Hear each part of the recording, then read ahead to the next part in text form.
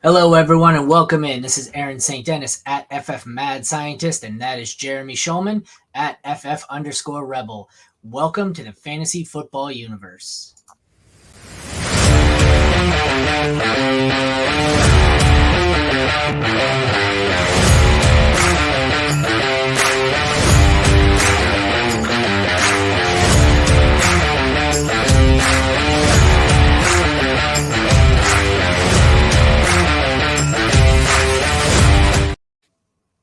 We are back yet again. Today it's the 2024 rookie sneak peek of Oregon wide receiver Troy Franklin. If you'd like to see the written version of this, head over to fantasyfootballuniverse.com and check it out. I believe it was published. Set for tomorrow. Written by me, so head over and check that out. Ready to go, Jeremy? Yeah, let's do it, man. Let's go. All these wide receivers, I feel like all I've talked about is wide receiver and quarterback, wide receiver, quarterback, wide receiver, quarterback. That's all it is. That's all we need. That's all we need, man. 3 rounds of wide receivers and quarterback. So, like I said, we are talking Oregon wide receiver Troy Franklin. He's from Palo Alto, California, and was a 4-star recruit out of Menlo Atherton High School. During his freshman season, Franklin appeared in 14 games for the Ducks, recording 18 catches, 209 yards, and 2 TDs. As a sophomore, stepped his game up, kind of had a mini breakout here. I don't know if you want to call it a full breakout. Pretty solid. Excuse me. He had 61 receptions, 891 yards, and 9 touchdowns. Following that up with a 2023 junior season, that was his full breakout and best season. Hauled in 81 receptions, a whopping 1,383 receiving yards, and 14 freaking touchdowns. Obviously, after a season like that, you have to declare for the draft, even if it's a star-studded rookie class. I think, having looked through here, if it weren't for such a star-studded class, I think he would probably be the wide receiver 1. Like even last year, maybe he'd be the 2. I think he would have been behind JSN. This year, I think obviously he's behind Marvin Harrison. But aside from the Ohio State players, this guy's got some talent. I think in most classes he would have been a top 2 or 3. Whereas I think now on the consensus board, what is he, like 5, 4, 5? Yeah, Nope. he's 4 or 5. Yeah. So what are your thoughts on him? I'd like Troy Franklin for the Franklin. I like it. We're gonna go with that. I've liked Franklin for the last year plus. He was in a great system. Like you said, he had that mini breakout sophomore year. And I put on the tape expecting to be super impressed, and I really wasn't. It's not that he isn't productive. It's not that doesn't look good. It's just not as kind of exceptional as I expected it to be. It seems like there's a lot of things that kind of Bo Nix and his CFB leading attempts kind of cover up for, in addition to that Oregon offense. He's got the production. He put up over 100 yards in all but 3 games this season. The touchdowns were there, like you mentioned. He did have the breakout production-wise.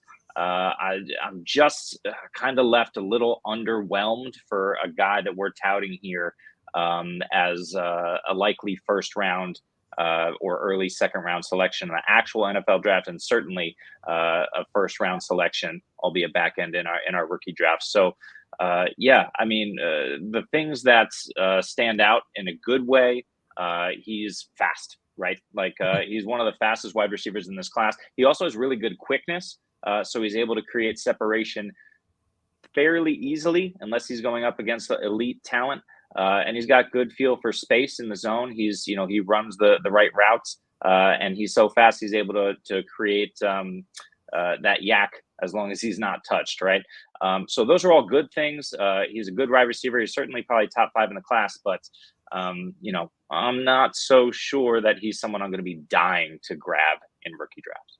These Pac-12, Pac-10, whatever the hell it's called, it doesn't even exist anymore. But these guys are always the toughest for me because they're not in my wheelhouse. They're way outside my zone. I don't see any of these games live. Like all the Big 10, what are we, Big 15 teams now, whatever the hell they're calling. There's 900 teams in the Big 10, but this is not in my time zone here. So a lot of these guys, even like I've got into some of the Caleb Williams, but a lot of these guys out west, they're strictly numbers for me. It's a spreadsheet for me.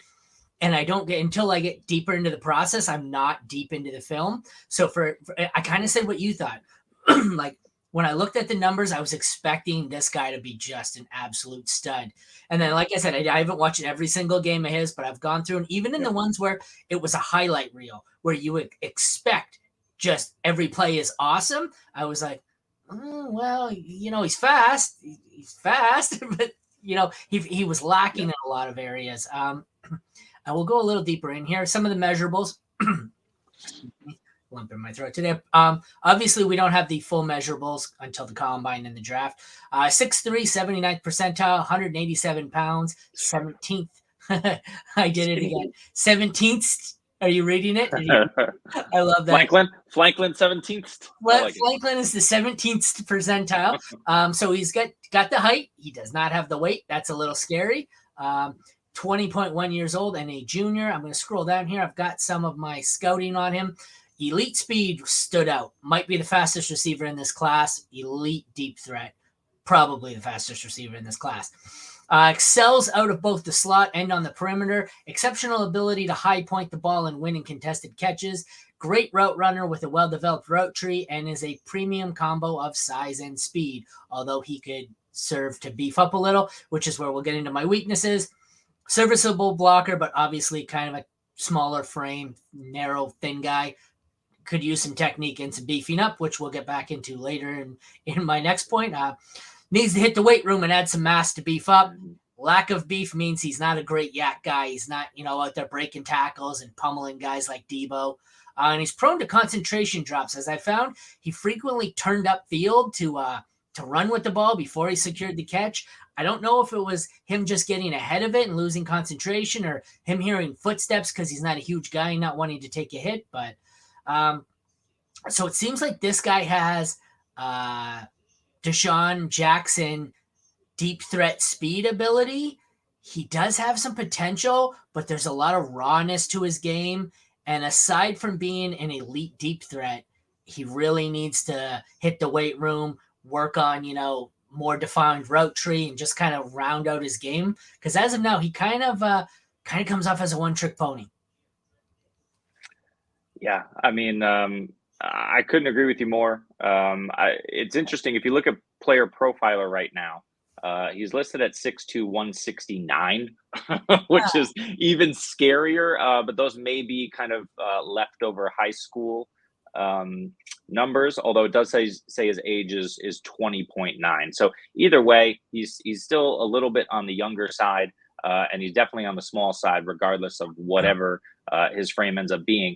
But then if you look at the metrics in high school, he's not an athletic freak either. He was just kind of fast. His speed score wasn't even great at the 69th percentile, although he still ran a 4.4, and he's improved that. His vertical jump was the worst in the first percentile, right? So this isn't even a guy that can get up there at 6'3" and high point the football, as well as he should be able to at that size. So it's really a big concern. I mean, the production's there. We know he can ball. The one thing that stands out to me on Player Profiler, if this is true, it says in 2023 he caught 81 balls on 83 targets. It seems impossible, but if that is true, it's probably the best season. I couldn't find the target metrics anywhere else, actually. But it's probably the best season a receiver's ever had in college football, only dropping 2 balls. I know he's pretty hyper efficient. I don't have the target number either. Yeah, but that aside, like you said, he definitely needs to put on weight for a number of reasons. He needs to kind of work on his athleticism. He can get a little bit better in that regard if he adds some muscle. But yeah, I also saw like when he went up for the ball, he was a little clumsy, like his body control. He looks like I wrote down, he looks like a newborn deer out there a little bit, just kind of like struggling when he's at full speed to really control his body in the air and even when he's running. So, look, he can grow into himself. Like I said, he's still young. He's got some time, but he is more of a project than you would believe looking at those numbers. It's funny because while I made up the thumbnails and all the graphics for the show on the website, he was one of only 2 players where I looked and I said, holy shit, is he really that skinny? Him and Jaden Daniels. I picked both pictures. I had to look and go, what did I do here? Did I edit something? Oh no, he's just that skinny. So he is just that skinny. He is. We'll close it out here with a landing spot. He's projected to go late first round. So as is typical for me with my late first rounder, I don't really have a set preferred landing spot. It comes down to Baltimore, Kansas City, Buffalo. And pretty much any receiver or running back who's projected to go at the end of the first round. There are no running backs projected there this year. There may be no running backs in day 2 either, but pretty much every receiver that's picked to go at the end of round 1, it's just go to one of those 3 teams and we're happy. So I have him as Baltimore as being the best fit because he kind of does well the things that Zay Flowers and Mark Andrews don't do well. What's your best fit for him? Yeah, I mean, any of those are fine. You can look at the Odell Beckham role in Baltimore, and he can be a shoo-in to take that over, if not next year. Learn from OBJ. That's great that you brought it up because for the site, I was adding the free agent tables to our website today for each team, and I was looking at OBJ as a free agent. You know, he's making $14 million a year or $13 million. I looked at there was a market for him. That's huge. So he's got to be gone, right? Hey, well, I don't know. Who knows if they win? Maybe he comes back on a 1-year deal. So you never know. In Kansas City, MVS isn't cutting it, right? So he could be an easy 1-for-1 replacement there. And then Buffalo, I mean, Gabe Davis is hit or miss, and he shouldn't really have that ultra deep threat role all the time anyway. He's a little bit more well-rounded than that. I like any of those fits. I really like him as I wouldn't comp him to Ayuk, but I like that if he went to an Ayuk-like situation where there's kind of a team in need of a 1A or 1B, and then that's also lacking a deep threat. So in that case, like you mentioned, I think Baltimore and Kansas City make the most sense. He feels like Jameson Williams to me, where he's just out there running deep shots, and one game he's going to miss it, and then he's going to go for a 70-yard touchdown, and then he's going to miss it. And I don't imagine his, what did you say it was, 81 catches on 83 targets? Not going to do that. 97% catch rate. That's got to be a misprint, because with his ADOT, I don't remember what it was, but it wasn't short. With his ADOT, it was over 10. There's no way what's 81 for 83, like 97%? 97.6%. Yeah, but here's the thing, right, is like even, let's forget about the number of targets. Never mind. That's target share. No, look, I don't know if college targets are reliable. I think, best case scenario here, just feed him a ton, and you're hoping for like prime Brandon Cooks at some point in the next 3 to 5 years, where he can be like the second option on a team.